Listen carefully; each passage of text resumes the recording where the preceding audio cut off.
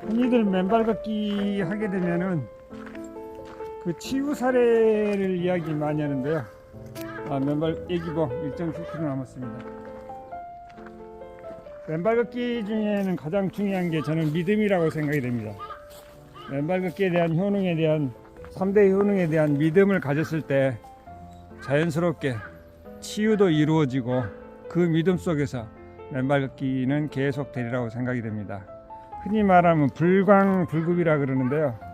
뭔가 우리가 미치지 않으면 미치지 못한단 말이 있는데요. 우리가 뭔가 신념을 가지고 맨발 걷기를 했을 때 스스로 계속해서 맨발 걷기를 할 수 있는 추동력이 되고, 또 그 동력에 의해서 맨발 걷기에 대한 건강한 삶으로 이루어지고, 또 주위에서 맨발 걷기를 함께 할 수 있는 그런 계기가 되리라고 생각이 됩니다.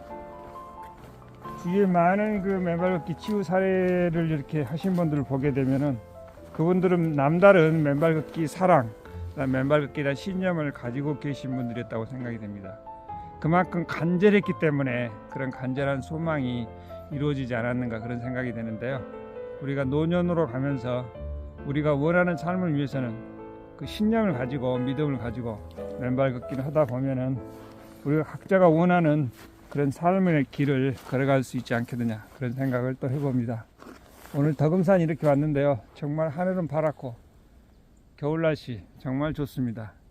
눈 쌓인 덕음산을 보면서 이렇게 자연을 만난다는 게 그 자체가 행복이 아닌가, 그런 생각을 해봅니다.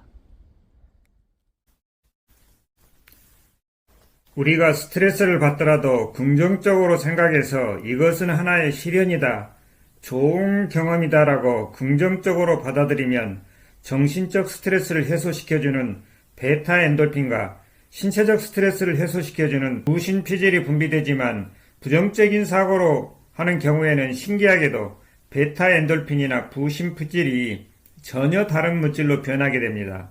노르아드레날린과 아드레날린이 바로 그것인데, 이 물질 자체도 독성이지만 이 물질로 인해 더욱 강한 독성 물질인 활성산소가 발생을 합니다. 이제 우리 모두가 외부의 어떤 자극에 대해 마이너스 발생하는 것이 얼마나 건강에 해가 되는지 충분히 이해했으리라고 믿습니다. 스트레스라는 자극을 받아들인 방식에 따라서 뇌의 생성 물질이 상이하게 달라진다는 사실을 꼭 명심해 두기 바랍니다. 플러스 발상을 하여 긍정적으로 받아들이면 인체에 좋은 약으로 작용하는 물질이 체내에 생성되지만, 마이너스 발상을 하여 부정적으로 받아들이면 약 대신 독으로 작용하는 물질이 생성이 됩니다. 끝으로 암세포를 불러오는 스트레스, 아무 경우에도 마찬가지인데요. 쥐를 이용한 유명한 실험이 있는데 그 데이터를 보면 스트레스 강약에 따라 암 발병률이 크게 달라진다는 것을 알 수 있습니다.